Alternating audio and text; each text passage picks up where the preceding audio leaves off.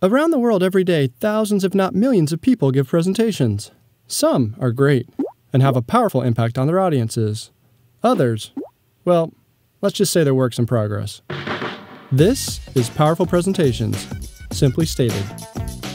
Meet Jim, an aspiring professional trying to make it in the world. Jim used to give presentations like just about everyone else he knew.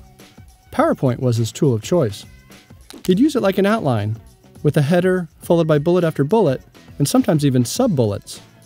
When he wanted to be fancy, he'd add what usually turned out to be an ineffective chart, or sometimes a table. And when Jim wanted to really spice things up, he'd add, yep, clip art. Unfortunately, Jim's approach would often confuse and bore people. This was a problem because he had important things to say, and because it was dimming his prospects for success. Fortunately, Jim learned a better way and didn't stay in the dark for long. Perhaps most importantly, he now focuses on the story he wants to tell. In doing so, he tries to follow a simple structure, with a clear beginning, middle, and end that links together his various points and builds to his conclusion. When formulating his story, Jim uses a simple pad of paper or sticky notes. Staying low-tech at this stage helps him think more creatively and stay outside the box. He then considers what will best help him tell his story.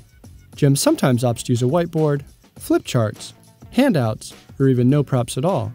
When it makes sense for him to use PowerPoint, he tries to remember the adage that sometimes less is more. He doesn't dumb down his presentations, but he does try to limit each slide to one key idea.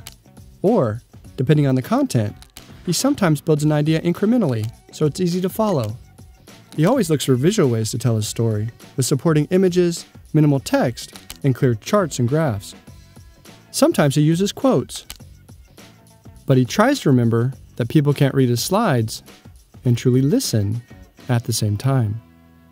Jim still uses plenty of text to help him remember what he wants to say, but he hides it in his notes that only he sees.